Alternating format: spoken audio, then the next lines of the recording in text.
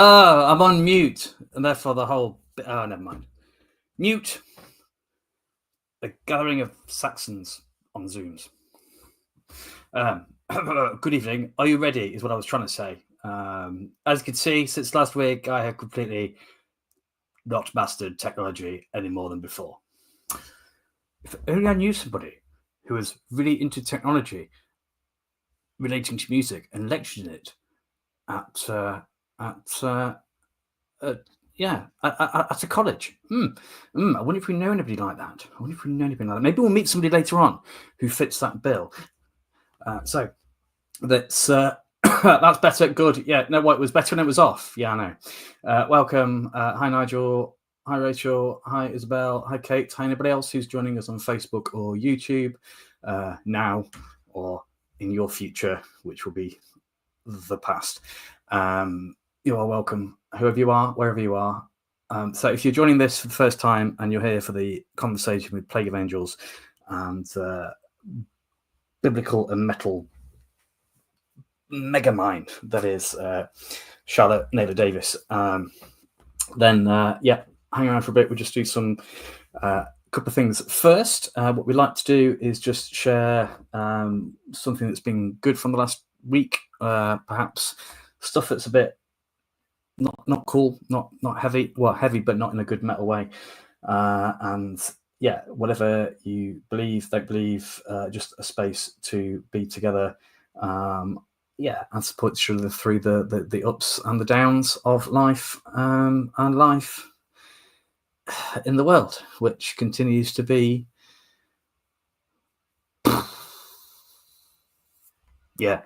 Hi, Rachel. And of course, as this is, certainly from my perspective, kind of related to my faith and church, therefore we have to have notices. If you've ever been to church, you know that there always has to be notices. Usually someone standing up and saying, I'd like to draw your attention to the notice in the notice sheet. And you go, well, why print the notice sheet then? Okay. So we gather, and just whoever you are, whatever your life experience, life journey has been, thank you for being who you are, and thank you for being here. And feel free to drop us a comment on YouTube or Facebook as we share this time together. And stand by for a Plague of Angels interview.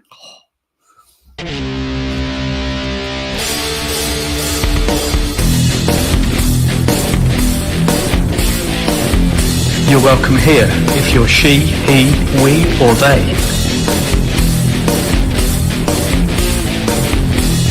You're welcome here if you're gay, straight, or working it out.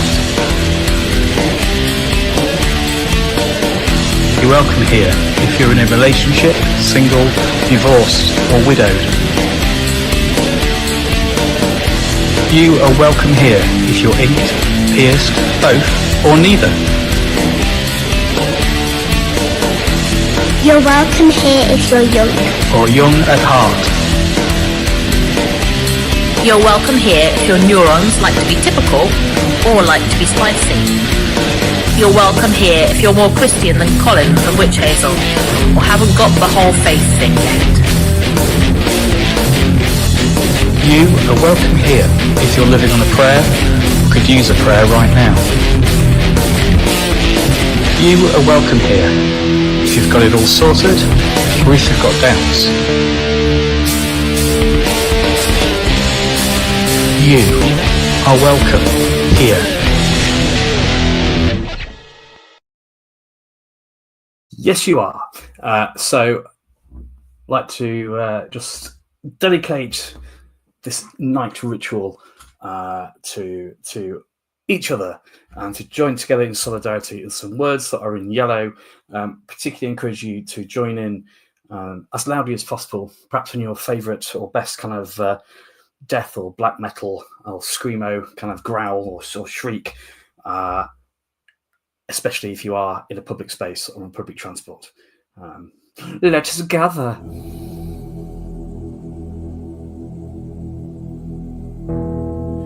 As moon rises, the sun slips sight. Begins the ritual of this night. for those convinced their path is right. Gathered from north, south, east and west, yet called at another's behest, those treading the path that is left. From near and far, come as you are to this place and embrace this space as darker hue embraces you. Of water, spirit, Good evening, Hugh. earth, and fire, confessing the sins of empire, we come with our wounds and desire. Sensing that we are not alone, drawn to the flame that guides us home, for here, you, me, and yet to be. Importance and signs of these times, for the sake of all those maligned, is yet the home of the divine.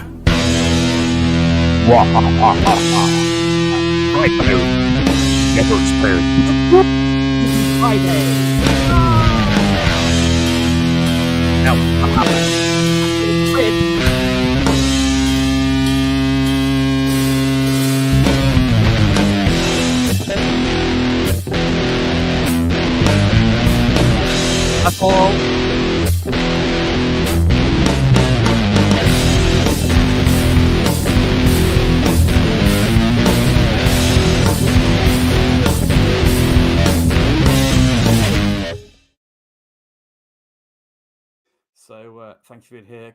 Good to be with you again, Paul, and good to have you as part of the group as well as on the page. Thank you again for your insight last week, which I shared and credited, and people found very helpful. So thank you, my friend. We look forward to your book of wit, wisdom, collected wisdom, sermons, whatever. Totally, dude. Yeah. How are you all? So we're just going to do the normal stuff we do very briefly in terms of good stuff, not so good stuff. And then we will get into this Plague of Angels interview. They're playing. Well, I'll tell you what. Let's have a word from our sponsors rather than me tell you about it. We'll be back with you. We'll be right back with you after these messages.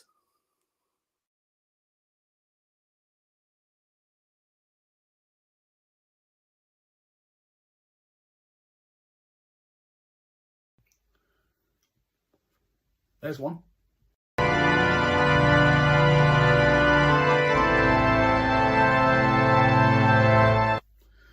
There's another.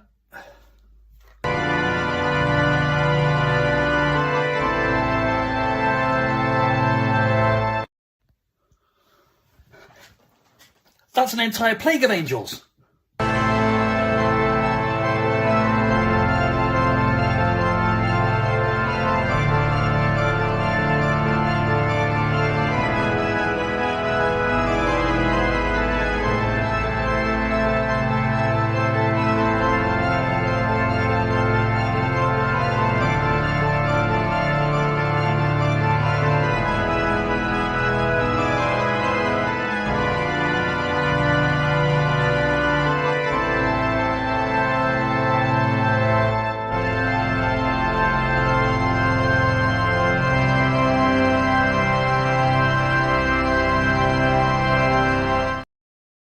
Just like to be clear, that was not legendary organist David Pipe playing that organ, nor was it the organ from York Minster, nor was it anyone involved with Plague of Angels. So, yeah, obviously, their standard of musicianship is way better.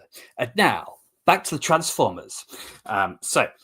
We begin perhaps just by sharing something that has rocked your world in the last week. What has given you joy, lifted your spirits, made your soul sing, just put you back in touch with that thing that makes you you and gets you kind of like, yeah, come on, it's all good, we've got this. I'd love to hear, and the idea is that by sharing that, maybe we just encourage others who have perhaps not had the best week or the best day. So maybe it's a gig you've got coming up, I don't know, like Plague of Angels, and Worlds Collide Organic Metal in York Minster, which is in York, which is in Yorkshire. Thank you, Hill. She's back. Where is she? I heard her. Did you hear her? We know, yeah, York Minster's in Yorkshire, Hild. They make Yorkshire tea in Yorkshire too. They do. It's like tea. What better? Because it's from Yorkshire, is it, Hild? Do you want to go and put the kettle on then? All right, and kid. Sounded a bit like Hugh there. That was interesting. So yeah, do tell us what has made you feel good. What's been cool for you? Just encourage each other with some positive stuff in the comments on YouTube and Twitter. Whether it's now, in your future, our past.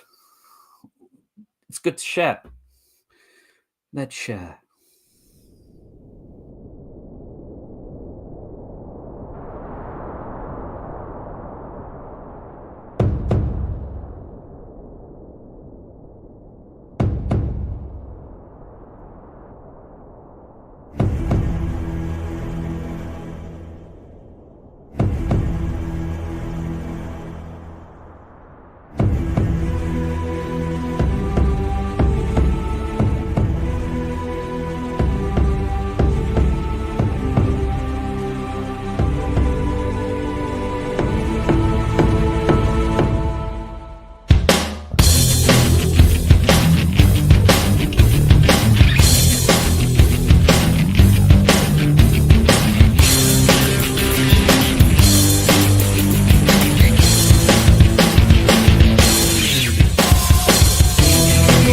Hear the crowd as we roar. See the eagle, it soars. Wind and rain, refresh once more. From fear, hope redefined, we will not be denied. For are we yet alive?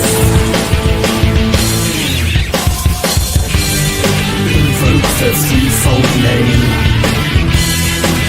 and rekindle the flame. Faith, hope and love they remain. The song shall stay the same.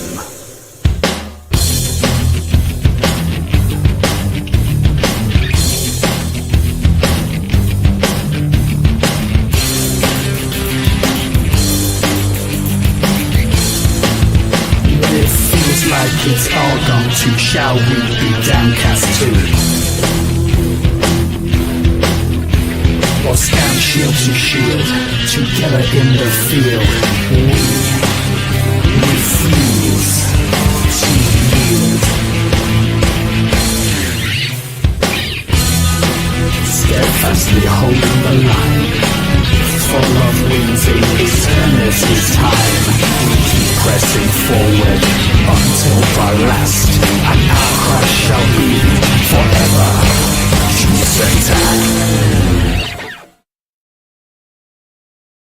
Just want to do a sense check. My interweb is dodgy, so I'm just not sure if it's freezing here. Not sure if it's freezing out there. I mean, as in stream, not like temperature. Obviously, it's probably good for you if it is freezing stream.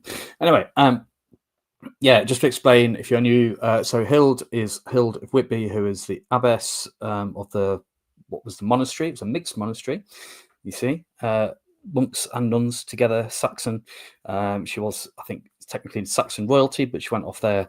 That was her vocation, and she gathered people around and told stories and songs, and she encouraged someone called Caedmon, whose job it was. He wasn't very important societally, but she encouraged him, and he became kind of the person who was the first person to start writing kind of sacred song, music, poetry in the English, Angle-ish language. So yeah, and obviously therefore Hild Whitby, patron saint of Goths, isn't it? Yay! Hi Ian, thank you for being here, and let's just share things that we are thankful for. So I'm thankful that we got to share this interview later on. So that's really cool. I'm just thankful for both Charlotte and David, who gave up their time to be part of this, which is really cool. So from Isabel, a surprising gift arrived from your son. No way. The War of the Worlds program signed by Jeff Wayne.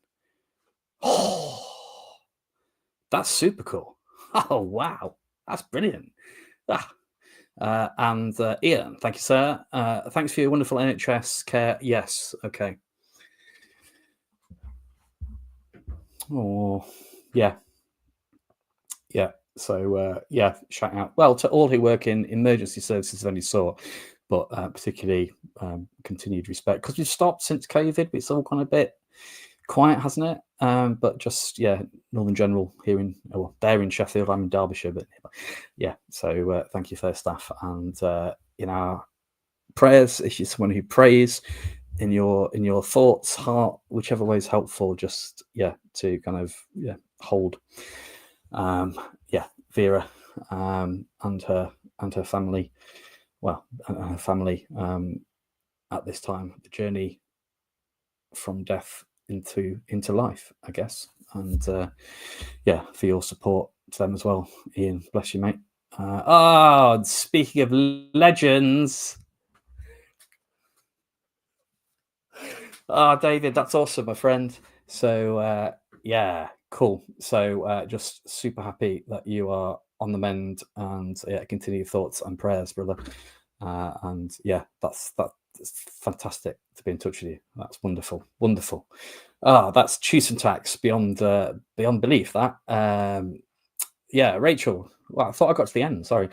Chews and Tax, community meals and multiple serves this week going well so far. Yes, for those who have anything to do with the church, it's a bit of a busy time. So I think this is 3 for today. Tomorrow to on Sunday, I've done 8 o'clock each morning. So I think Rachel, and then that's also kind of perhaps have to lead it, but then people are faithful enough to turn up and attend stuff as well. So it's a busy week, and in the midst of that, also actually not just doing worship stuff, as important that might be, but actually being community together, gathering people together, and serving each other, and providing literal food and drink to people, sustaining for body as well as soul. And between Kate and Rachel, they'll remind me when we get to the church notices at the end to mention something tomorrow night. So what we do as a Metal Methodist community, because we recognise there are fans of battle metal, Viking metal, and of course, in terms of black metal, it's emergence within sort of Nordic countries. And so we'd like to say not just those things that we are thankful for, to say thank you, but it's not enough. You want to say thank you, but in a much more metal way. So we say it in Old Norse because it is more Viking, and therefore it is, of course, more metal. So we like to say Tusen Tack. But again, if you are in a public space, particularly to say Tusen Tack, which means like 1,000 thank yous in kind of Old Norse, but it's important to say it in your best Viking battle metal, death metal voice. All of this. Are we ready? Thank you for sharing this day what has made Yao say Tusen Tack.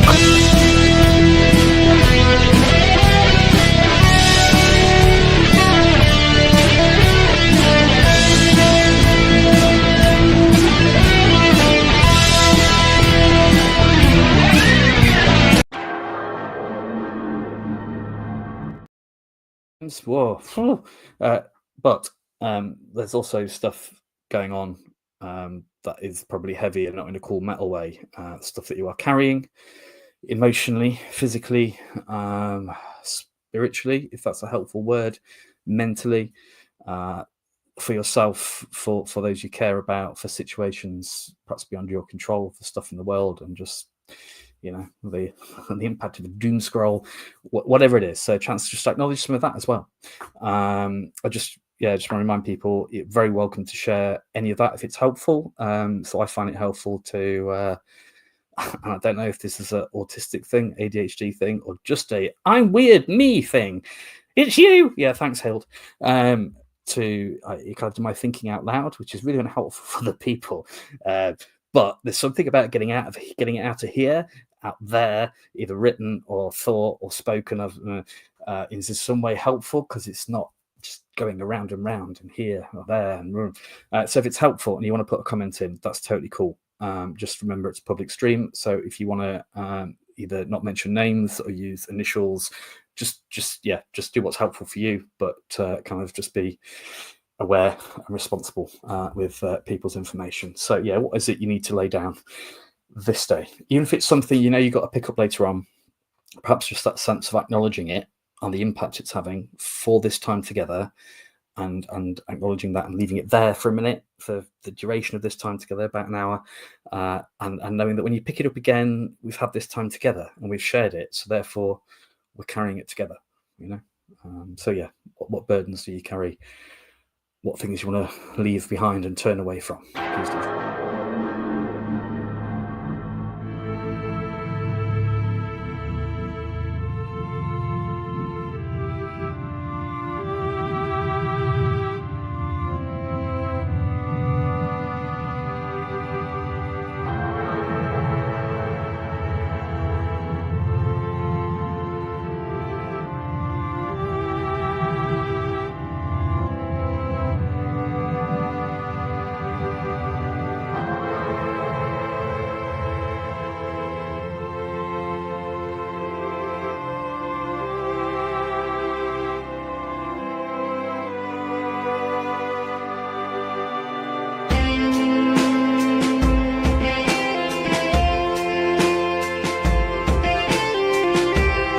It's like trip hop dub metal, man, innit? You get me?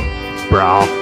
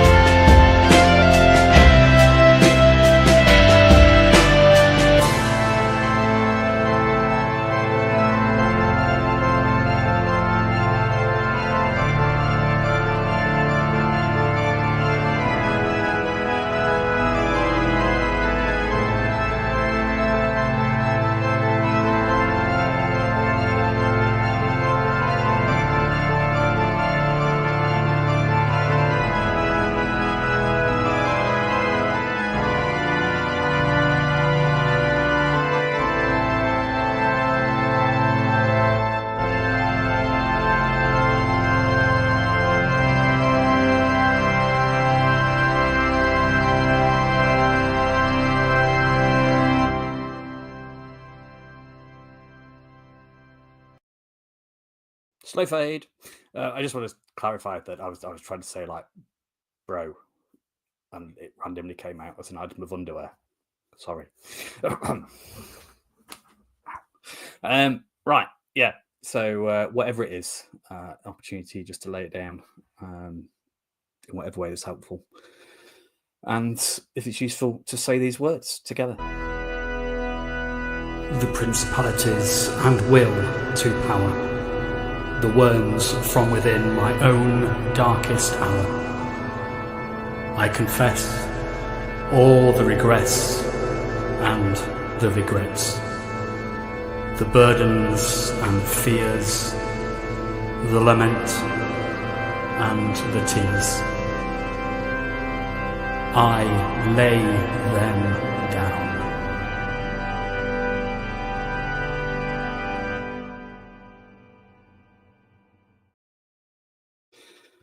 Thank you, Kate. Yeah, I think that's really important.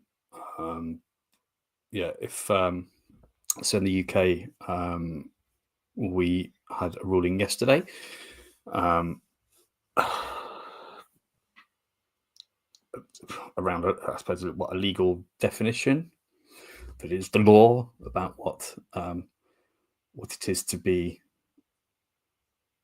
female, to be a woman. And obviously that has a huge impact, as Kate has rightly pointed out, on our siblings who are trans women, and Mr. Wesley went out and about and believed this Armenian theology, which is basically about that all might have a sense of connection and relationship, a sense that they are known and valued by, I'm going to use the word God or parent, universal force of love, that which is beyond ourselves, whatever, whatever words work for you. And, as a representative of the Methodist Church in Great Britain, absolutely that affirms and includes all genders, sexualities. So, yeah.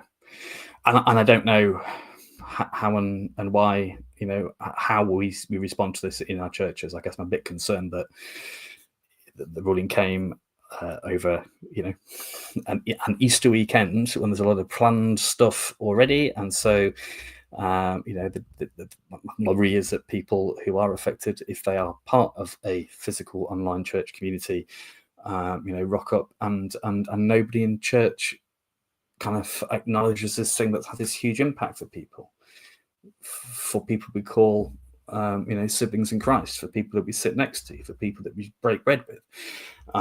So yeah, I guess I'm reminding myself, as much as anybody else, that if we were involved in leading worship or involved in anything over this Easter period, that I think finding spaces and ways to affirm that welcome, that sense of all of us being bearers of the divine image and a God who is for all, even if and when our societies and communities are less than welcoming and less than inclusive. And that kind of picks up some of the stuff we're going to talk about with Plague of Angels ahead of this gig. So just to give you the backstory, that was a time machine, in case you're wondering. Let's do the Scooby-Doo ending. So Plague of Angels, be doing this thing at Huddersfield Town Hall called Worlds Collide, and it's kind of like a coming together of pipe organ music and doom metal and symphonic and gothic and all of that amazing sort of sound and noise. And if you are a goth and into gothic music or a lot of doom music, as well as quite a little bits of examples of mainstream or more mainstream kind of metal stuff, the organ's been part of it. Anyway, so Plague of Angels booked to play next Friday evening, a week today, at York Minster. There's been some work and restoration done to the organ there. And York Minster, it's happening. They booked it, they promoted it, and then people started to get a bit about it. So I just want to preface this. I try and say this in the video. This was recorded about a month ago. So just people taking time out of their schedules to do that.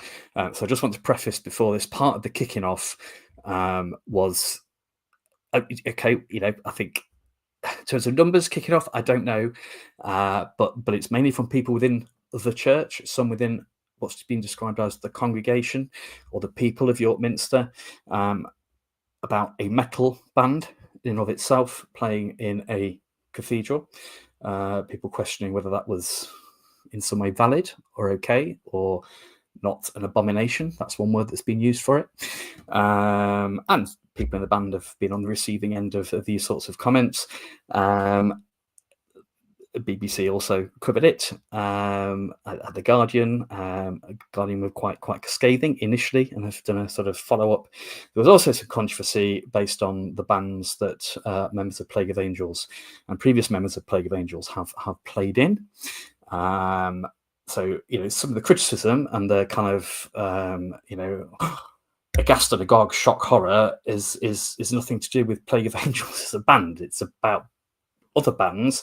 And, I don't know, anybody, I guess, who works in the music industry knows how hard it is, I guess, and in the UK. And so, people as professional musicians trying to use their gifts, their skills, their talents, creating beautiful music, amazing music. We can all like different things. It's cool. And then, to be kind of, it's like, I guess it's a bit like working at the checkout of a particular company and them having some sort of, as a company policy, something that turns out to be really, really not okay. Maybe ethically you'd want to question it. It might not be your own personal stuff, but a job is a job as well, and can get into all the ethical stuff as well. So so I think some of the criticism has nothing to do with Plague of Angels. It's just been another thing to pile in on. But the conversation therefore is framed around why is it that some people are genuinely up in arms about wind chime metal. Cool. That people are up in arms about a metal band playing in somewhere like York Minster. And it's not the first time that York Minster's had a concert. They've had many other forms of music played there. I don't remember anybody in The Guardian writing nasty things about it, or people in Christian magazines writing very letters and emailing members of an orchestra or a band or something, which has happened here. So, I'm not doing very good at remaining neutral on where I sit on all this. So we had a conversation with Mark from Plague of Angels, and also Charlotte Naylor Davis, who is a biblical scholar and metal academic, and just talked about what was getting people's goats, what might be going on there, and what does that reflect back to us, whether we are people of faith, people of a particular religion, people who have particular views about buildings and what they can and can't be used for, whether we like metal, whether we like other forms of music, just what's going on, where's the power, what can we learn about ourselves through this conversation. So I'll just shut up. Yeah, shut up, James. All right, Hild.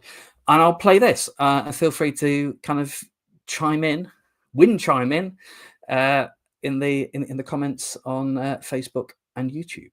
So here we go. So if I remove this, no, I'll do this. There they are. Okay, I'm going to disappear now. Hooray!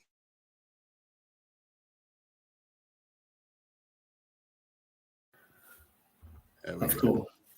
It has a live. Don't worry, it's not live. So welcome, Charlotte and Mark. Thank you for taking the time out to chat with us. Do you want to introduce yourselves? I guess kind of a bit about your backgrounds and how we've ended up in this virtual space. Fantastic. After you, Charlotte. You sure? Okay. So my name's Charlotte Naylor Davis. I am a biblical scholar by training. So I have a PhD in translation methodologies, actually, sort of ancient texts. I did my PhD on the New Testament and how we translate it and what happens as we translate from one thing to another. And what happened after that was, when you're bored of your thesis, you have to do something different. And I wrote an article on black metal as biblical exegesis. And that started this second half of my kind of academic career. So what I'm interested in research-wise is kind of how did we come to understand like what the Bible means in various places? And I'm interested in subcultures, and I'm also interested in what subcultures teach us about the Bible. So I think you can, in sci-fi and metal particularly, which are my things, these places give us really good kind of questions about what the Bible means and whose Bible is it and who does it belong to, and can things that are completely opposite to the Bible still teach us stuff about the Bible. So that's kind of where I live. And I'm a confessed both Jesus fan and metal fan. So I come at this sort of topic from both personal and academic sides in lots of different ways. So yeah, that's who I am. And based in Leeds, have a cat. I'm Mark Minott. I'm one of the guitarists in the band Plague of Angels, and also I'm a lecturer in music technology and production, and do a lot of producing for a number of bands, My Dying Bride being one of them. I've mixed Rotting Christ and worked with Paradise Lost, and also do a bit of front of house work for various bands. Often do front of house at Bloodstock, and I've worked with Witch Hazel amongst others, Divine Chaos, God Sized, Lost Society, and done My Dying Bride live as well. Mark is the coolest person. That's just so cool. Amazing. So I guess the reason, so I've been kind of doing this kind of metal Methodist thing, so it's really cool to connect with other people, asking similar questions or perhaps facing similar questions from people. I guess in my experience, probably more people within church asking questions than people outside of church, who just, in my experience so far, have been kind of just much more cool and laid back and kind of, oh, awesome, fine, that's fine. We did a gig with Witch Hazel, and they were kind of saying, they just think it's really funny that they always get put on the bill on European festivals next to Satan, and that's fine. Wherever you're singing about, if the music's great, we're into it. Whereas perhaps from the church side, perhaps there's sort of a bit more kind of, oh, we're not sure. And obviously, I think I picked up from mainstream press, but also then picked up, I think, through some of the Christian magazines and things, a sense of outrage about the use of metal and the amazing organ in York Minster. That this is sort of a terrible, terrible thing. Yet I think when we kind of talked about it in a stream I did a few weeks ago, we were also like, going, this is amazing, this is amazing, this is brilliant. Yes. So hence sort of getting in touch just to say this is cool. And if you're getting flack for it, kind of, there are some of us out here who just think this is brilliant. So yeah, it'd be lovely to hear how that kind of came about in terms of the opportunity for the gig and the band and stuff. Yeah. So initially, I started working with David Pipe, and I'd recorded some pipe organ for a black metal album that I was producing of a band called Dawn Raid, and went for coffee with David afterwards, and he told me some great stories which I just didn't know about. And I've always been fascinated in the pipe organ. My dad took me to Liverpool Cathedral when I was 8, and was the sonic impact of a pipe organ was, that tactile transduction when you feel it in your chest was really quite formative. It really was. I didn't see my first rock gig, which was Thin Lizzy, till a number of years later, but that impact of the pipe organ, literally how heavy the sound was, had a real impact. So I was very interested, and we went for coffee, and he told me about the threat that the pipe organ in the UK is under, how we're losing roughly 4 pipe organs a week to landfill, and told me some, really interesting stories about churches that give away their pipe organs because they're just getting knocked down. And he told me a story about a youth centre in Brixton that got given a pipe organ from a church. And he was telling me that you go to this youth centre in Brixton now, and there's these like 8-year-old Caribbean kids tearing up the pipe organ because they've been playing it since they were like 4 years old. And that's so cool. That's amazing. So told me some really great stories, and he said to me, have you any ideas? It's Kirkley's Year of Music coming up, and have you any ideas for presenting the pipe organ in a completely different context? And I was like, absolutely, metal music. And I won't go off on a tangent too much with this, but the fundamental quality of metal music, without which we don't consider it metal music, is harmonically distorted guitars. Obviously, there's lots of other qualities. Just because Radiohead's Creep has got distorted guitars, we don't call it metal, but that's the fundamental quality without which we don't refer to as metal music.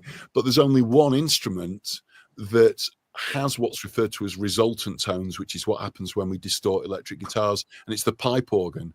So they're much more natural bedfellows than we would imagine. But over to the York Minster gig. So we put this gig on. We did what was called Organic Doom, an evening of doing metal bands. Huddersfield Town Hall had an amazing reaction, sonically and visually. It was incredible. Then my own band, a band called Plague of Angels, got involved, and we heard from BBC, Radio 2, Radio 3, Radio 4 had written about the project, and we got invited to do a piece for the One show that they filmed, which got some great exposure. And from there, David Pipe, who's the pipe organist involved with the project, who used to be the resident pipe organist at York Minster, spoke with York Minster, and they were like, yeah, let's put Plague of Angels on, let's do it at the Minster. And it all came from there. And obviously there's been some quite significant controversy. I've had some, I was just telling Charlotte earlier, I've had some very unusual emails from some very zealous Christians opposing the gig and quoting lots of scripture to me about why it is completely wrong. And along the way, it's been interesting because the Minster sold out very quickly, and I'll be absolutely honest and say I think it was at least partly due to the controversy. And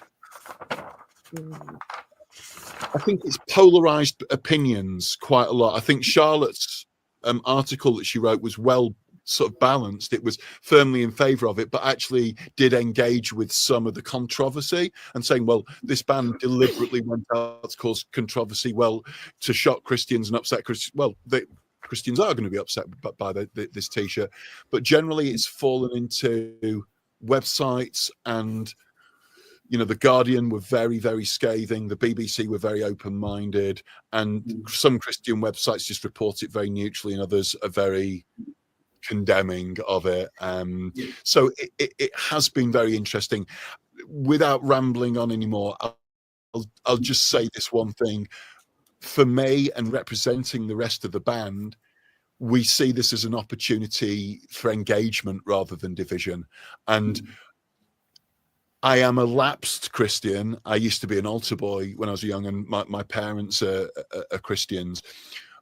But from my understanding from back in the day, Jesus's ministry was about outsiders, and that the church is there for outsiders and for people who are outcasts from society. I think that was one of the central messages of Jesus. Correct me if I'm wrong.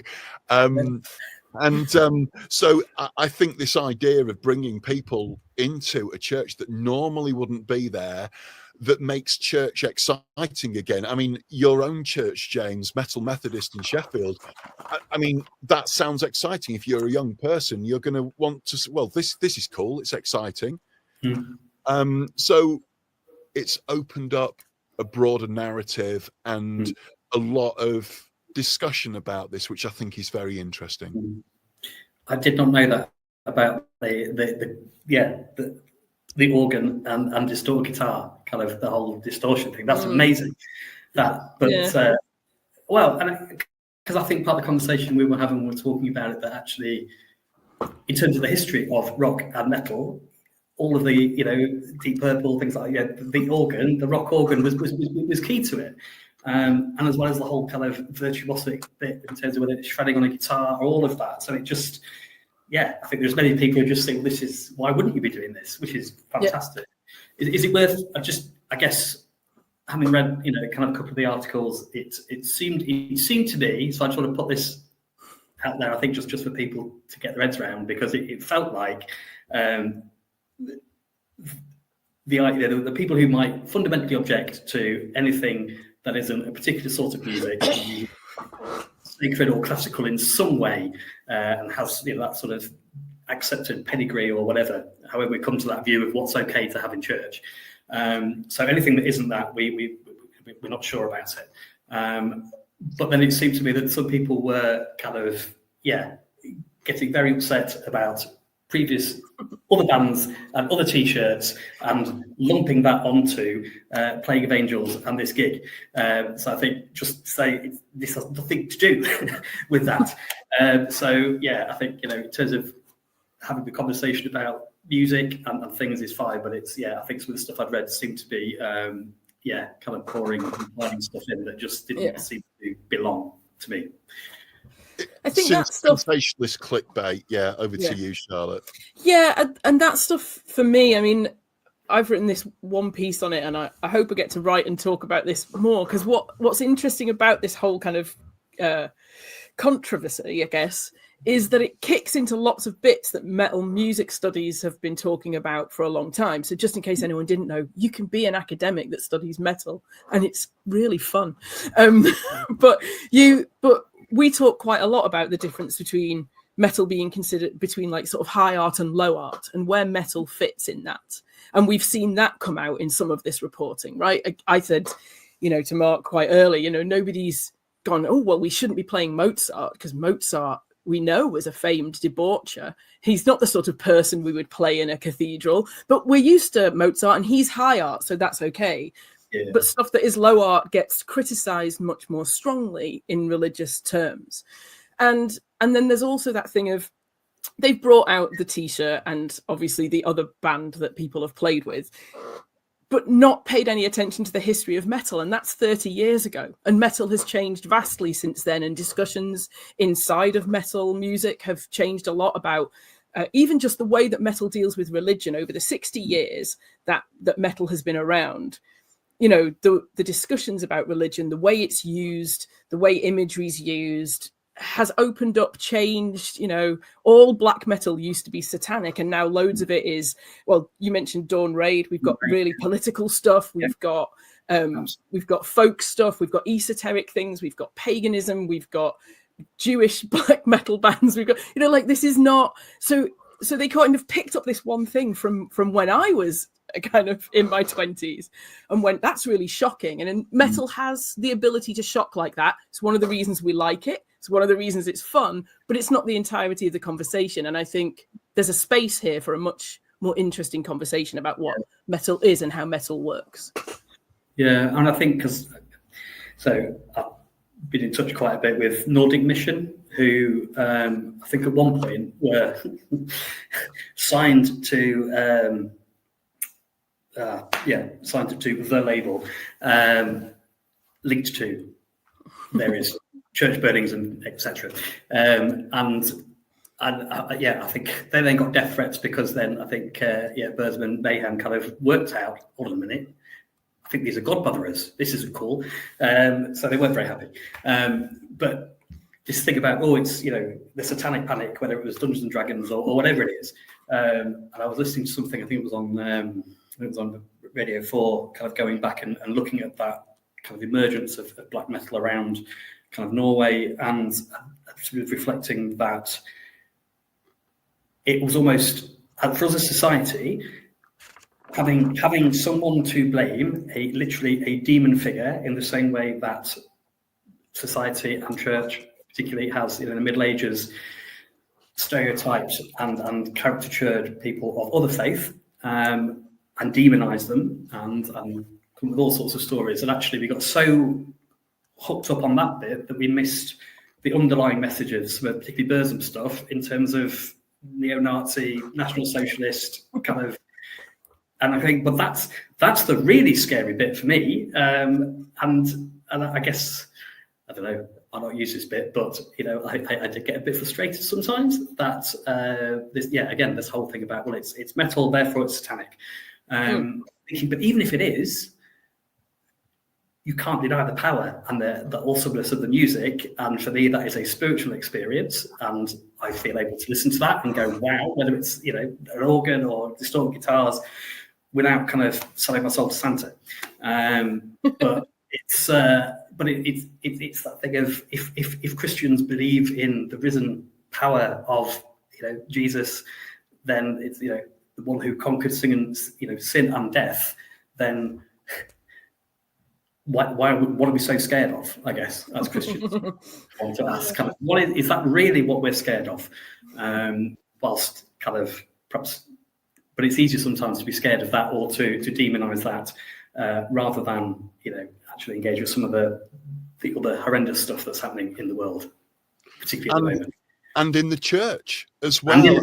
This point has been made, and that of everything going on in the church, they are worried about a band that they consider as inappropriate. And quite a few people have said, if there's inappropriate things going on in a church, I think they've got enough to worry about without a metal band playing there. And that's not to shine the light away from this, because I'm more than up for the discussion which we're having about the legitimacy and the appropriateness of a metal band playing in church. But I think, as you say, James, there's so much stuff going on in the world, but also in the church. And it was actually on the news tonight. I think there's 10 figureheads within the church that are looking at getting dismissed from the recent synod, was what I briefly heard on the news tonight. Yeah. so again, it's more people too. And again, kind of thinking, well, what do you think a metal band is going to be doing in a church that could be that inappropriate, given some of the other things? And actually, well, I don't know. People won't. I suppose it goes back to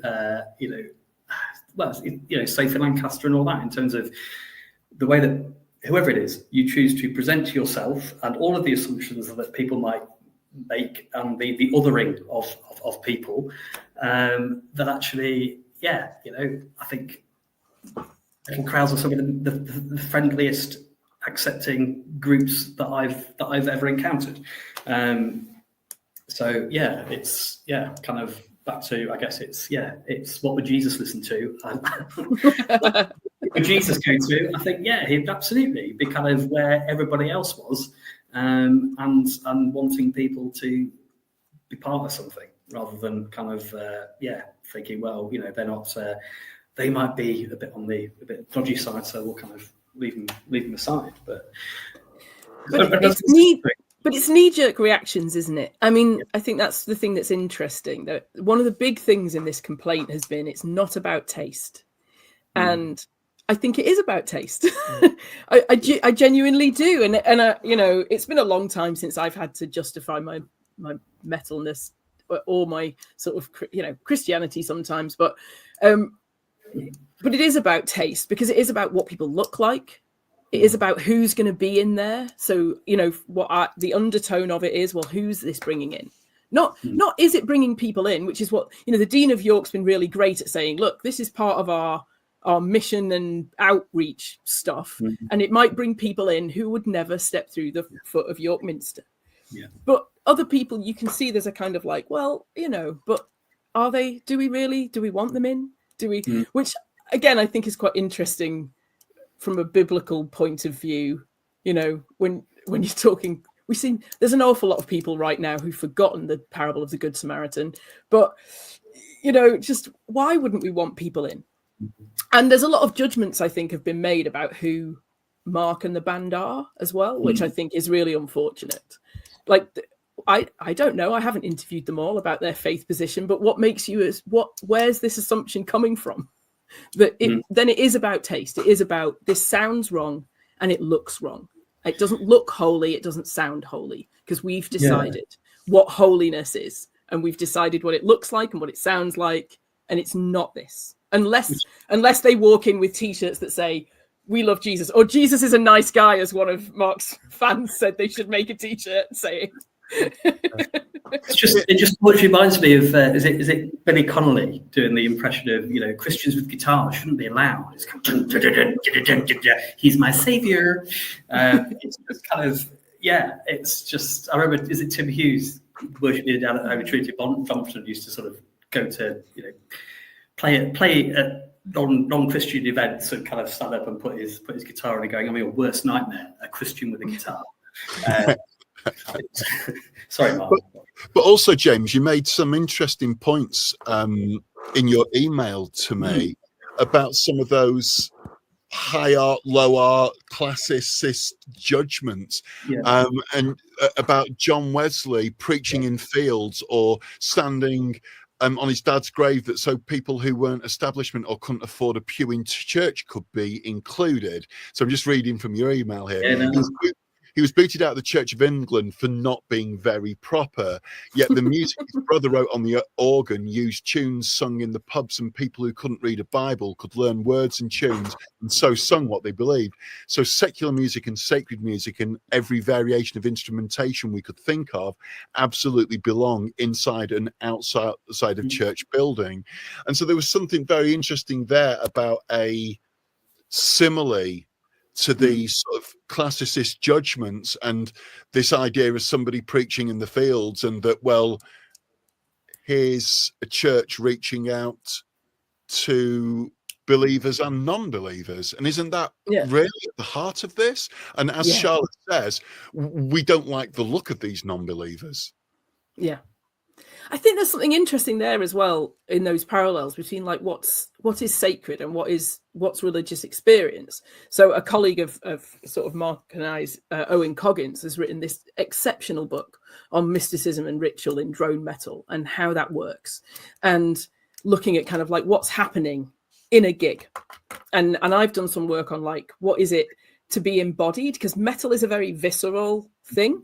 And quite a lot of Protestants don't go in for ritual and embodiment in their stuff, but in their spiritual practice. But there's something quite embodied about metal, isn't there? Like you can feel it in you, like you were saying about the organ, Mark, and you feel it. So you're taking part in it. You're not just observing metal. You're nearly always sort of taking part somehow.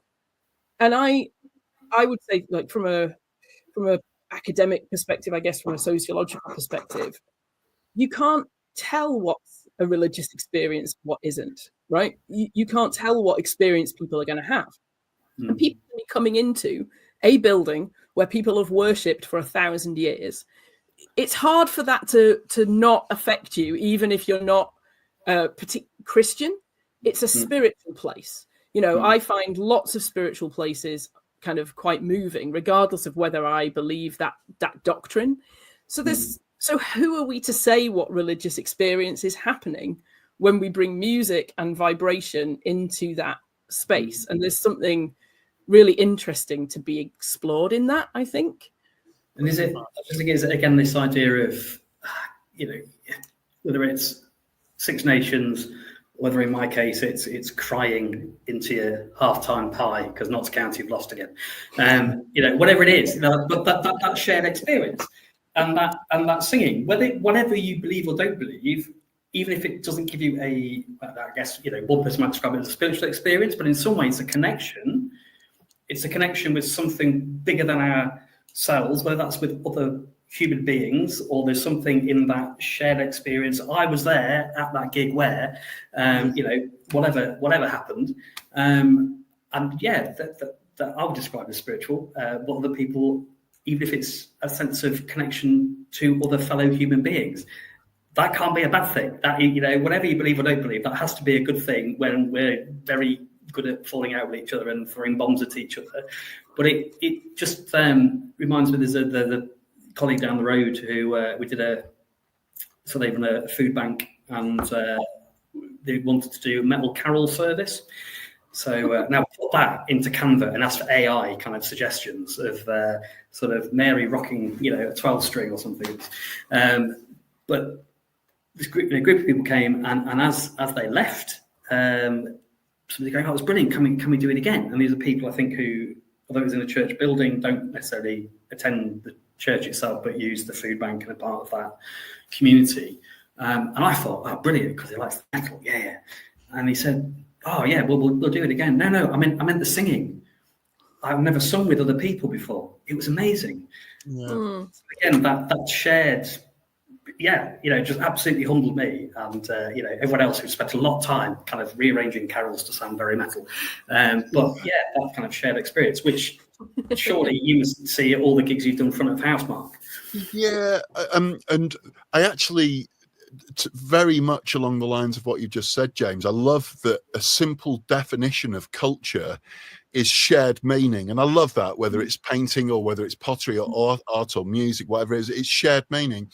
And in a world that's increasingly fractious and divided and partisan, there's something incredible about people coming together. And we can only solve the big problems in the world through nations coming together and people coming together. And when you talk about people coming together and shared experience, there is something very, very special in that. Yeah. And if they are coming together inside a place of worship and getting exposed to that, you would like to think from the church's perspective this would be a really good thing, particularly with the ever deepening crisis with numbers within the Church of England. And what happens, this is the much wider conversation, is what is going to happen with our heritage and with all these incredibly important buildings and our history, and along with that, all of the pipe organs that we're going to just sleepwalk towards losing. That is horrendous. I mean, I know I've sadly been involved in 2 Methodist churches. We use the phrase "ceasing to meet," so it goes back to when you went to the parish church because good Church of England. Don't worry, it's not glitching.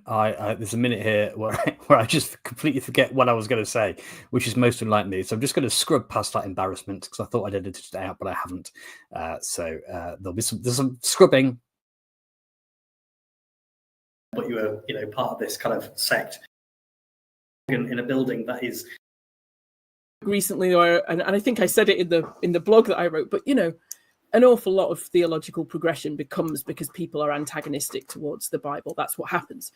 You and I, James, are Protestants. We don't exist if someone hasn't rebelled at some point and had an argument. Like, that's where we come from. The history of these types of theological progressions are people saying, no, hang on a minute. I've got a different way of thinking about that. I've got a different way of looking at it. Or my culture has brought me to a different way of perceiving this biblical passage. Or Well said. My experience has done that. And that brings something new. So a lot of my work, I don't work with write about Christian metal very often because Satanists are saying much more interesting stuff about the Bible, and so so I look, but it also is where, it's also where I've just learned the most. Excuse me, my cat's gonna get in the way. Oberon likes to be involved in things. Come on. Oh, cool, man. So I think that's one of the things that I guess I would challenge the kind of objectors to this with, is that, but where does growth come from now in a post-Christian society, in theory, where it comes from engaging with culture in different ways? And York Minster has never engaged in this bit of culture. It's engaged in other bits, but not this bit. How is that not fruitful? I think one of the areas that is quite interesting. I mean, you make a very interesting and very true point about Protestant, Charlotte. I think that's absolutely fascinating. But I was also thinking about how many events or how many occasions where people come together, as you were chatting about, James, and there are lots of examples, don't get me wrong, but at the first Organic Doom gig, we had attendees from the age of 8 to 88. Amazing. All come together in a shared space, and there were people who were into pipe organ music, who were part of the Huddersfield Pipe Organ Society, going and buying vinyl of doom metal, going, I actually really like that. And then so great. The first pipe organ recital at Huddersfield Town Hall, after that gig, there was a load of metalers turned up because they'd really enjoyed the pipe organ. And there's something great there, right? Yeah, that's extraordinary. Beyond all the expectations of who we think we are, or because again, we get tribal, don't we? We find our identity somewhere, and then somebody brings in a completely different.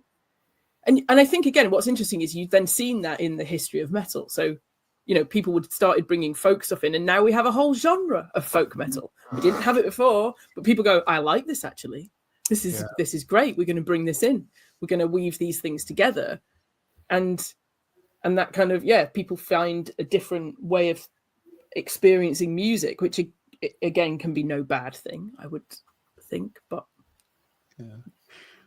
I think it's probably worth saying, slightly going off on a tangent, but there will be absolutely nothing in the Plague of Angels performance that is contrary to the mission of York Minster.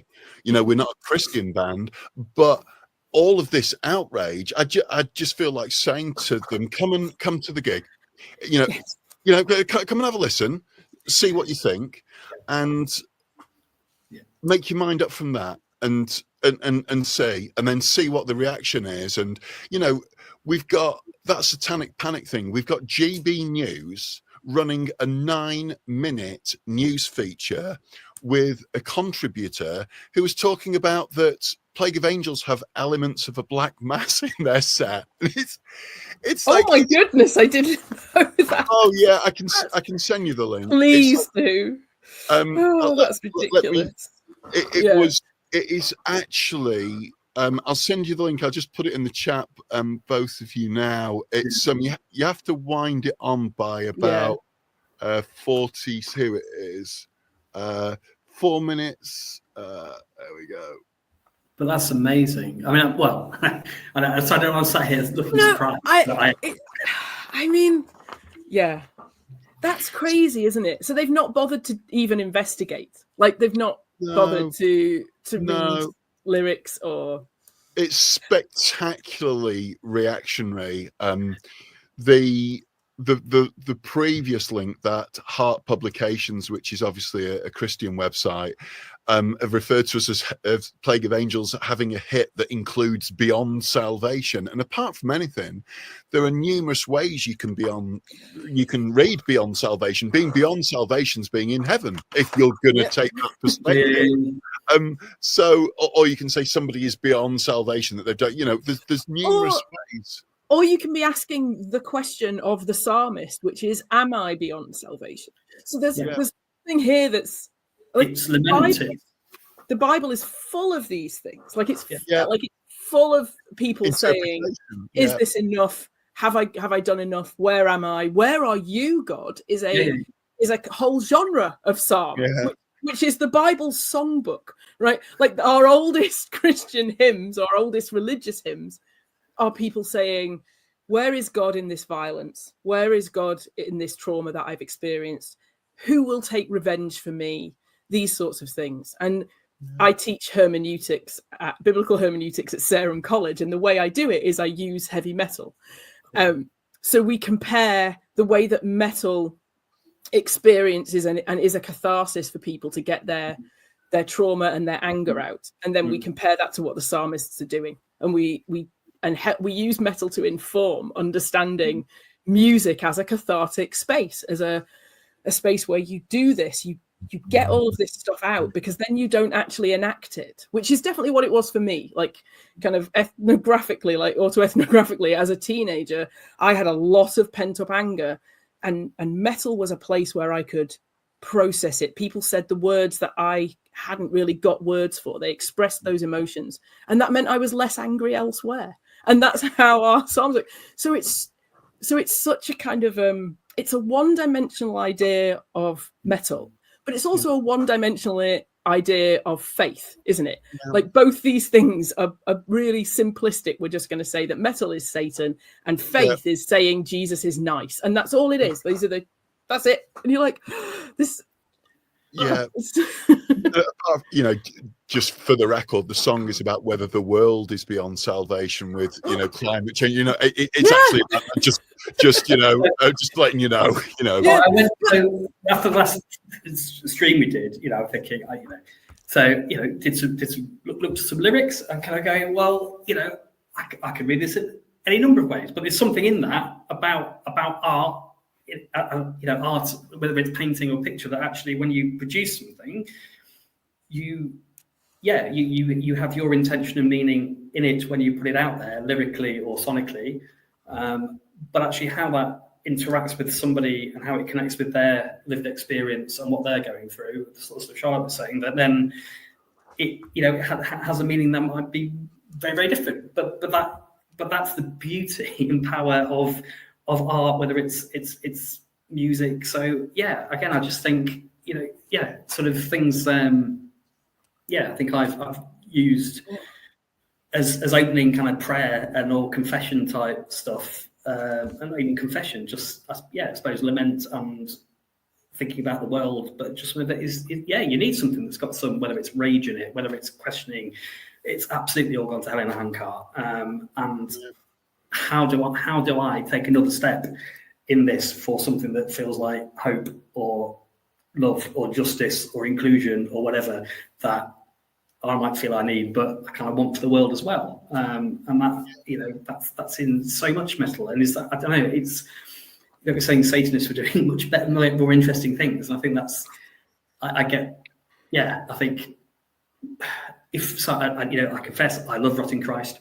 And what I love is the fact that there's a French band as well called Ecclesia, who again we're doing some sort of slightly doomy stuff. But again, if you're either that angry about a religious institution or what that represents, that actually as someone involved in that institution, I kind of need to listen to you, because actually you are reflecting some very uncomfortable truths that unless we listen and learn from things that Christendom has done in the past, whether it's links to slavery and the way we've done mission and kind of just completely steamrolled it over, to some extent, Bursum's got a point in terms of, the way we'll go and knock down your altar that was there before and whack this church on it, and you shall all conform. Again, we're just back to tribes and kind of othering other people. So I think there is something in, if Christians are supposed to kind of value grace, then there's something about having the grace to listen to what people might be saying and the questions they're asking, and to respond to say, well, actually, from my point of view, hope might look like this, but yeah, it's kind of, well, this is my truth, now tell me yours, sort of thing, I guess. Yeah. There was one point I made that I did get challenged about, which I think I'd be interested in both of your perspectives on this, actually. One point that I was making in the Guardian article, and then I'd done that interview before going to York Minster on the day after, on the Thursday. And the point that I was making was that my best friend that I grew up with, his brother Jason Gardner has a church in Blackburn that's very, very progressive, very non-judgmental. I'm sure he won't mind me saying that a lot of people in the congregation are former drug addicts, former alcoholics. There's kids with ADHD running around, and it's this really, really vibrant community that's doing really well congregation numbers wise. And I was making the point in the Guardian article that churches that are less judgmental, that are a lot more open-minded, are doing a lot better with their congregation numbers than traditional Church of England, and I got challenged on this one. It was an interesting one. And so it was Helen Batchelor from York Minster, and she was telling me about a church that's very close to York Minster who are doing incredibly well numbers wise. They've got a very, very buoyant congregation, and they are as fundamentalist as you like.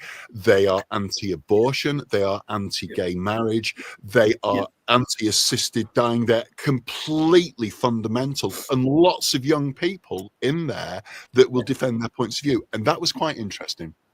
So I think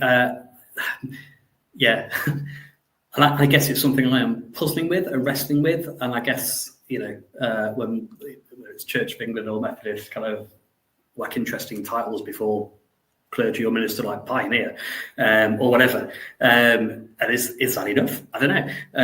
But actually, it does, I think, you all know more than me, Charlotte, but I think from what I remember reading, it seems to be that it is Catholicism, Roman Catholicism, and churches where there is a very, very clear line of what is okay, what is not okay. They seem to be growing, whether that's a response to, post-modernity in terms of, we can look at anything. So actually now I really need someone just give it, nice and clear for me. Yeah, give me assurance. Yeah, and I don't know if that's it, but I think the same here, that some of the bigger churches with bigger numbers of young people, particularly linked to sort of university and stuff, are like Methodist Church, absolutely not okay with same-sex relationships, let alone having weddings in church. And for me, I'm not something worrying or scary, but I guess it makes me wonder what is that about? But also, hand on heart, I'd still be wanting to be in a bit of a church that went, just come as you are. Kurt had it right. Just come as you are, and So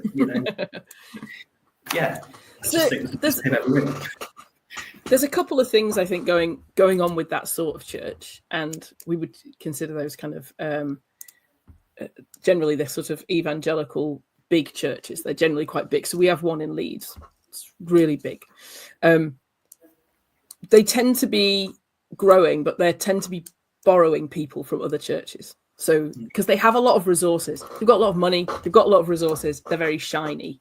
And so They're really great to be in. They do really, like, I'm not trying to undermine some of the community stuff that they do, because they give you a community that's quite vibrant and it's immediate when you're at university, but they do tend to be borrowing. So in Brighton, for example, there's loads of Anglican churches that are dying and there's one that's growing.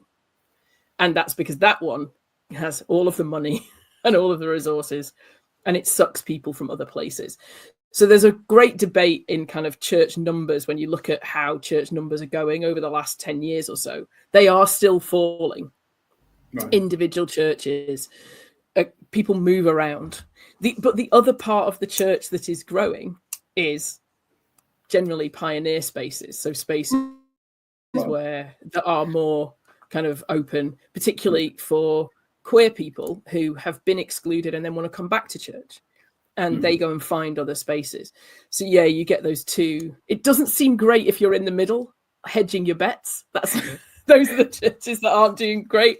But it seems to be that. But it is interesting. I mean, those sorts of places have very firm, straight ideas about what is right and what is wrong.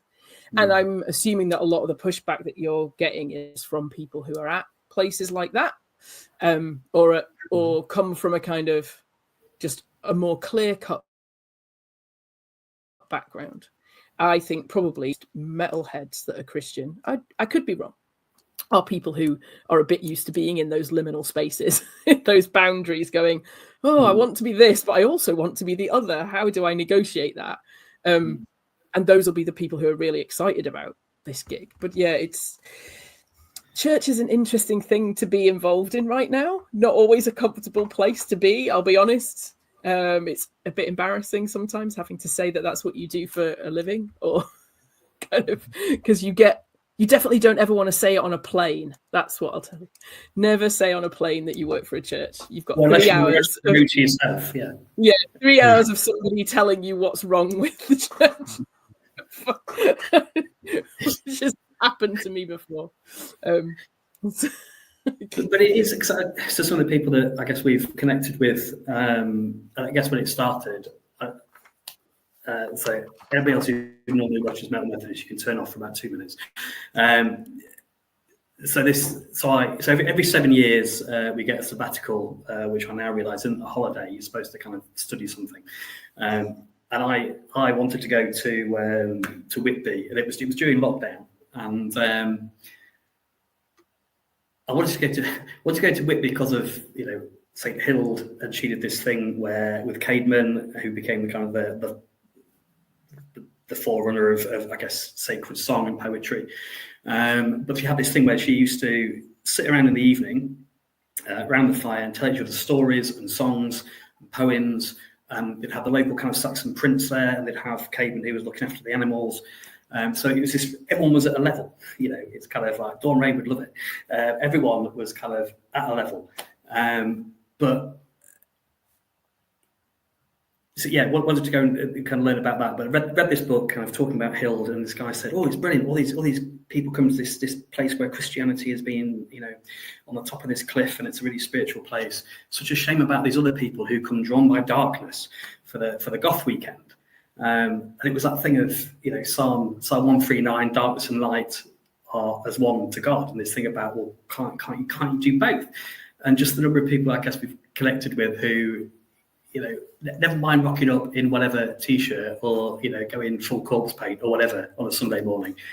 Just the fact, somebody who, it was made clear that wearing jeans, I know it's because she was a lady. I don't know if you're not allowed to wear jeans in church as a woman.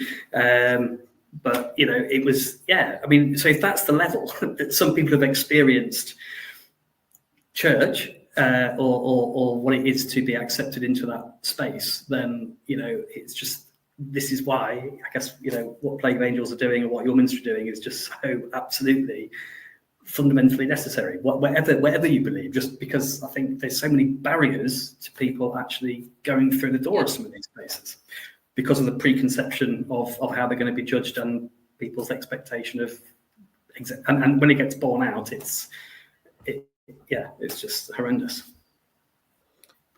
It's strange though, isn't it? Because people go into York Minster every day. It's a tourist attraction. And people walk through the gates of York Minster every day. So it's about what people think is happening when you're in that space and you're playing music, which is really lovely, because what that says is people recognize that music is a connection to something greater, like I don't mean in a spiritual sense necessarily, but like that music does something else to people. And so it's not okay, because people go into York Minster, they pay to go into York Minster every day. So it's like loads of people walk through those doors all the time that are not doing this. And so there's something here that is irritating, I get, like say, people's notion, of what is sacred. I do think that's a bit rich in England, because we took the Bible and imposed it on most of the world, and now we get annoyed when people do stuff with sacredness that we gave them. Like, we gave them it, and now they're like, well, you have to do it our way. You can't do that. It's out there now, right? People get to use these spaces. They belong to more than just the Christian who decides that they're the right type of Christian. That's not. Wasn't that originally, in my limited understanding, that I guess some of these spaces, a bit like Hild or whatever, actually it was the space to meet. So you would have had all sorts of stuff going on. You might have had the sort of the local tavern or whatever, but it was where you'd go to, not just to see the mass, because again, you couldn't speak Latin or understand Latin or read, so therefore, you just watched people waving bits of wafer around and looked at the pictures, because that's the only bit that made sense to you. So again, art, and some of it's flipping terrifying. The way that metal bands use manipulation, because it's blooming terrifying. But it's these were social places where people went, whether it's to do kind of business stuff or whatever it was. That's what these spaces were originally, as well as that kind of place of worship. However many times they kind of had that, and it feels almost like it's some of these spaces rediscovering their own story, potentially, gigs like this, of places where everyone can be.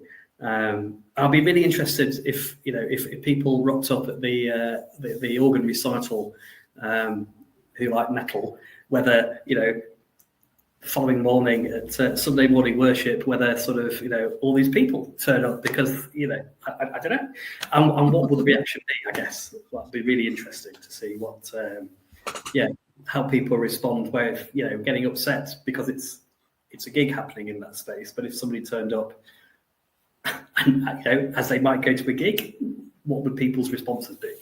So I remember there was a guy up in, parents used to live just outside Scarborough, and he was total goth, and come to midnight communion in the local parish church, a really ancient kind of building. It was all candlelit, it was really atmospheric, and he rocked in, got his kind of makeup on, and but for him, the spiritual bit was the sort of the ambience and the atmosphere and the candlelight, and he was the one kind of he was crossing himself way more than anybody else who kind of goes there week in, week out.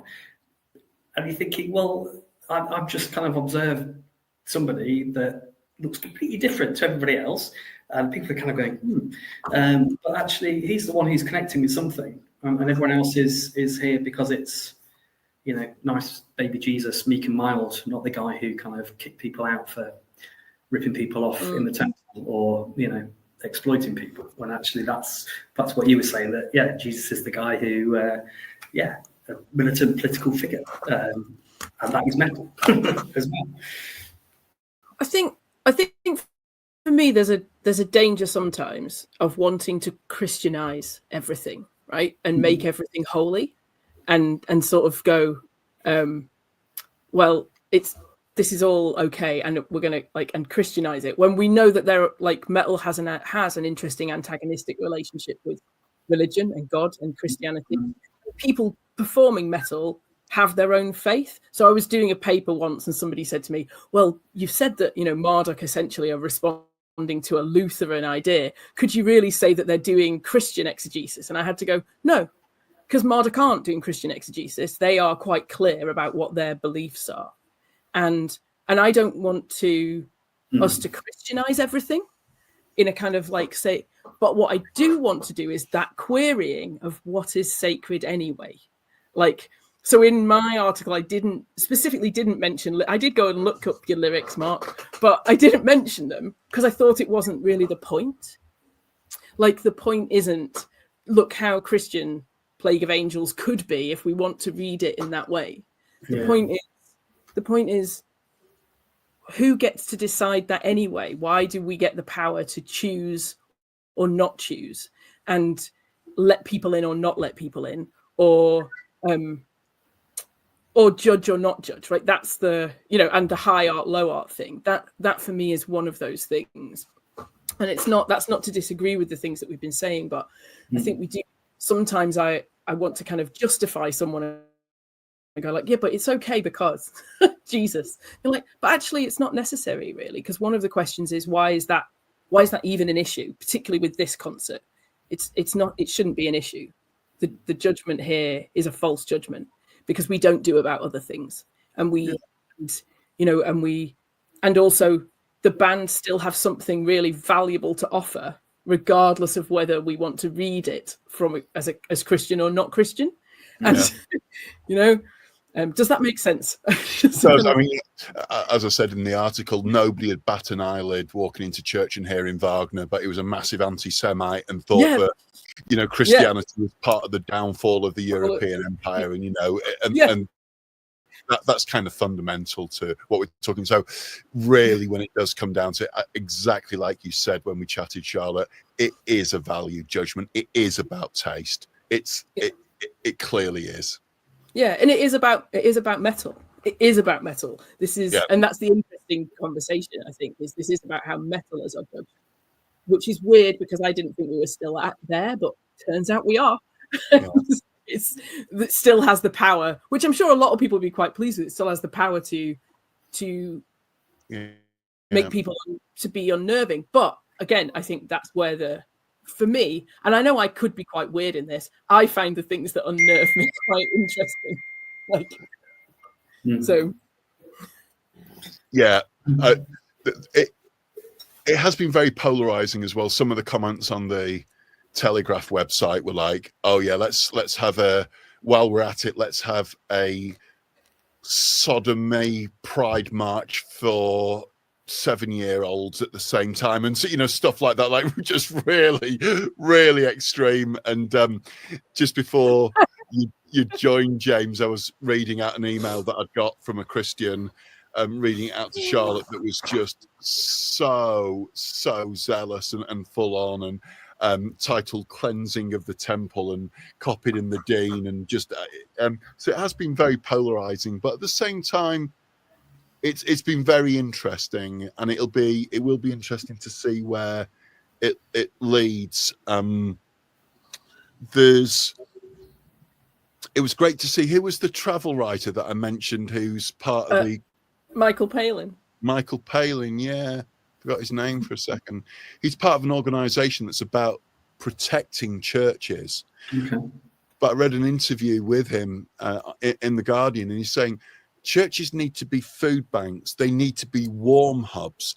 They need to be where cultural events take place, where people gather in the community, and they need to be live events, and they need to be concerts. And this is how we save the church. And that was interesting. Well, because again, it's that when I used to go to my mum and dad's at Scarborough, you had the Stephen Joseph Theatre. So you'd go and watch whatever play, but then afterwards in the bar area, the sort of director, and perhaps if it was a local playwright, would be there, and you could have this whole conversation afterwards. So all these people had turned up to engage with this piece of art. And then, all sorts of shared experiences and conversation happened. And it's, again, not only putting it on because it gets people in, these spaces, but also because it's providing a service for community, but also it's creating community, because actually in the conversations and encounters, some of those barriers, hopefully, and preconceptions and stereotypes kind of get broken down. And so actually it is culturally, societally transformative stuff. It's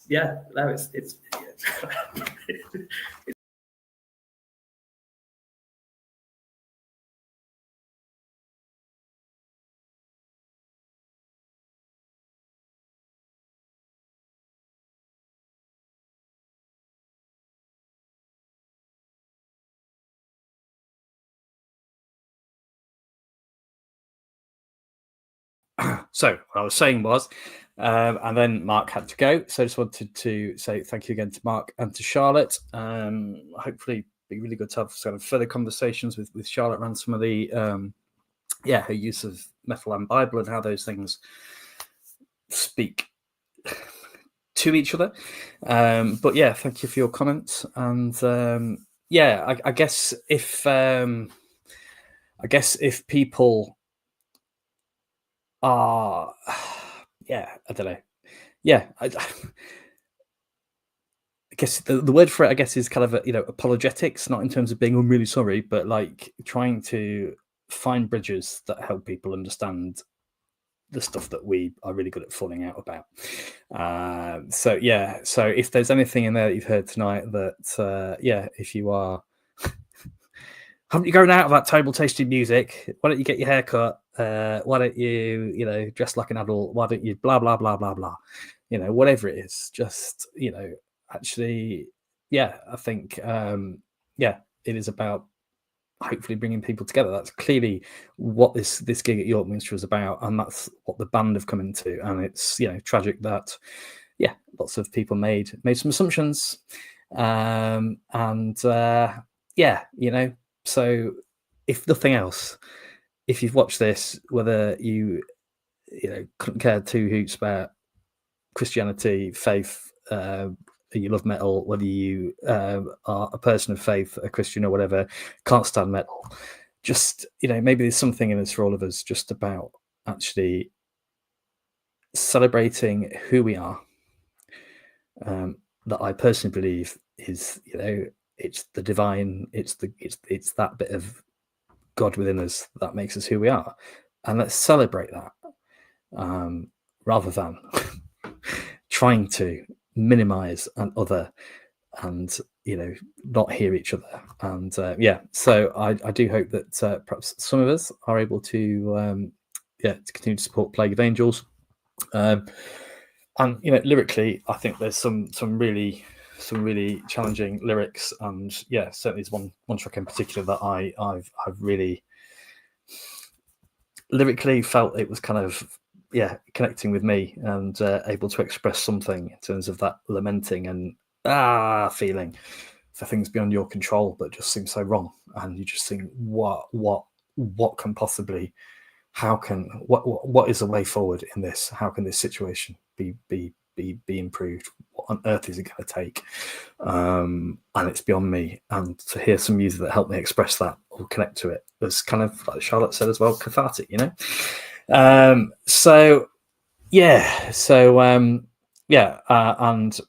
don't know if there's going to be people there next Friday. There was talks about, well, we're going to turn up and protest. I think Kate and I spoke about turning up to protest, which then turned into a very sort of Father Ted conversation, and that is an ecumenical matter, Ted. So thank you, Paul. I hope any potential damage done by church people against this is totally. I think so.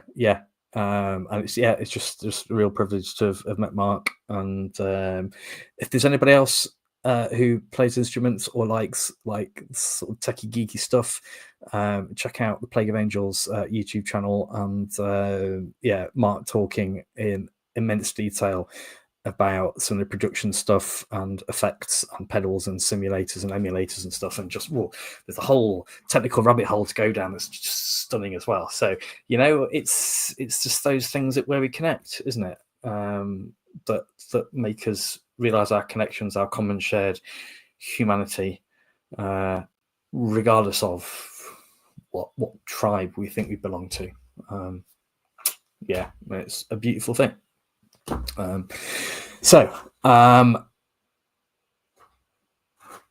think just where we've been going for quite a while, so rather than do the sort of the prayer thing, then if you are wanting to see Plague of Angels, then I encourage you to get to so the website is still under construction, but find them on Facebook.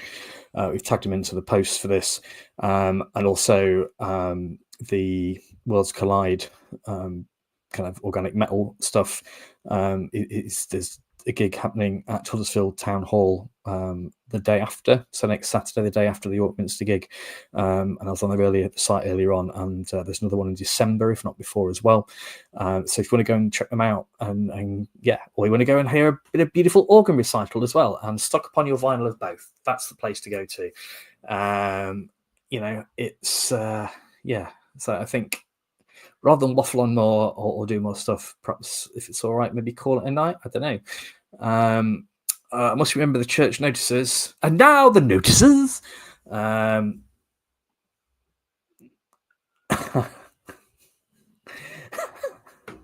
Yes. Yeah. So, is it? Okay, right. Okay. So maybe it's the December one then. Certainly the latest one I've seen posted is December at Huddersfield Town Hall, and it's on the kirkcleves.gov.uk website. I think I shared the link in the description for this notification for this stream. So tomorrow we are at St. Paul's Norton Lees with Rachel, who's here earlier on. We are doing The Darkest Night. So again, a bit gothic, a bit doomy. There will also be some Iron Maiden, and I kid you not. I mean, not actual Iron Maiden. They're not. They're just turning up with Eddie. Take the spire off, get the Eddie in. But yeah, a chance to engage in that period between today, Good Friday, and Easter Sunday. A bit that perhaps either is another day when the shops reopen. Which reminds me, I need to go to the chemist tomorrow. But a day perhaps you kind of skip over because you sort of did the Good Friday if you are kind of following the Christian story in the way of Easter Day, or the confusion and fear of Easter Day, and the sort of that moment of desolation and utter hopelessness of Easter Saturday. We kind of skip over, and perhaps sadly for many of us, that feeling of desolation and of hopelessness, and of all that we hoped and dreamed and felt we'd worked for kind of just running like water through our fingers, despite our best efforts. So if you've had any of those experiences, tomorrow night at 7:00 at St. Paul's Norton Lees, encourage you to be part of that.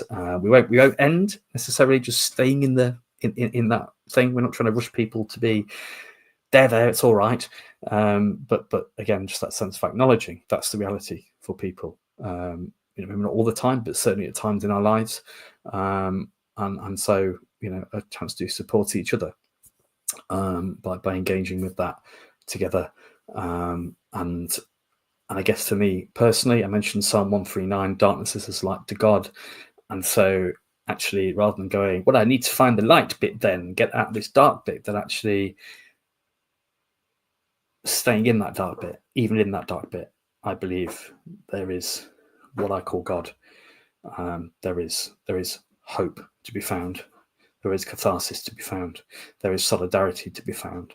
And maybe by engaging with that and with others who will walk with us at the right speed through that, maybe that's when we get to a different place or a different way of seeing, and discover what we thought might be, darkness might be a shadow cast by a light, but not by rushing headlong towards it.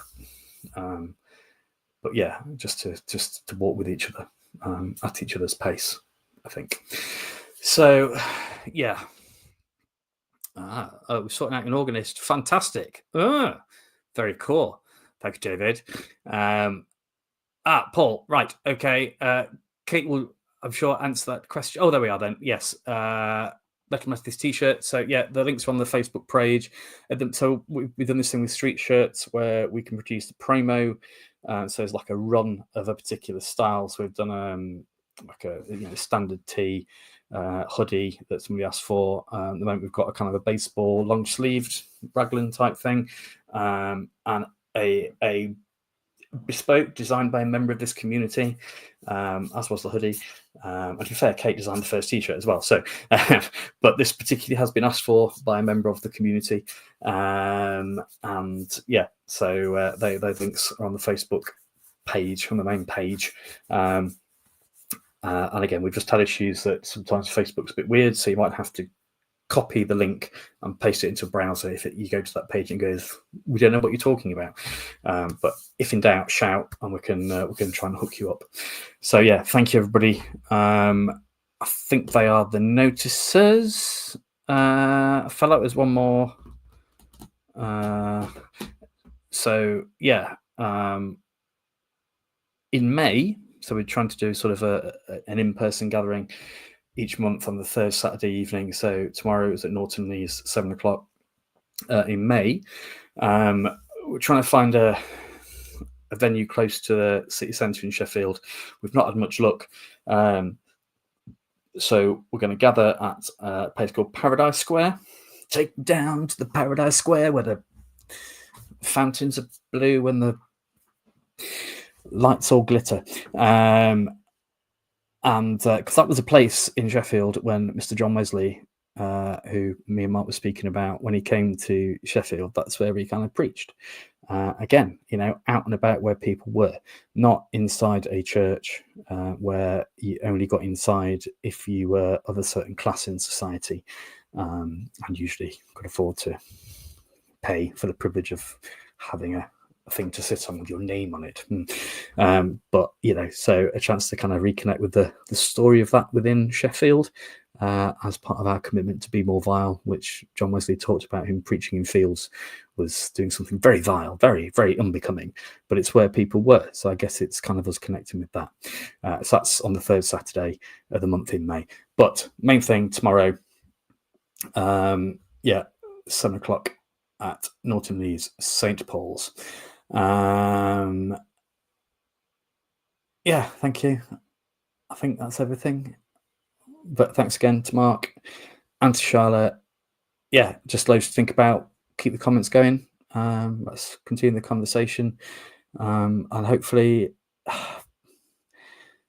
just whether you're new to the space or not, if it's just a place where hopefully you feel you can be you and you can be seen and known and valued, because the world is the better place because you're in it. I think that's what we're after, really. Cool. No worries, man. Enjoy, my friend. Are you doing that first thing in the morning? No, it'd be sort of the following Sunday, wouldn't it? I can't remember. What is the one where Jesus rocked up and made him breakfast? Cooking fish by the river. That sounds cool. Enjoy. Have a good one. I hope that's good for your soul. Fish joke. Sorry. I said that out loud again, didn't I? I'm so sorry. Don't worry, we'll find Hild. I promise we'll find Hild, and then it'll all be so much better when she's back. So, again, if you are kind of joining us for the first time, we usually end, Charlotte and kind of Mark spoke about those moments where, spiritual experiences, and maybe who we'd say what are spiritual experiences for somebody else, because we only know ourselves, right? But I guess trying to connect with that sense at a gig where perhaps in the 80s, 90s, people have got their Zippo out and set fire to someone's hair by accident during the slow song. And now people wave their mobile phones about. And in homage to Mr. Bruce Dickinson, the air raid siren himself, who would announce, get to in between songs shout "Scream for me" wherever the place was they were playing that night, but recognise just coming into land, perhaps just to a bit rather than scream, we're going to sway. So when I've just checked these comments, he'll be okay. nice. So yeah, sway with me, Metal Complain. Sway with me, Metal Complain.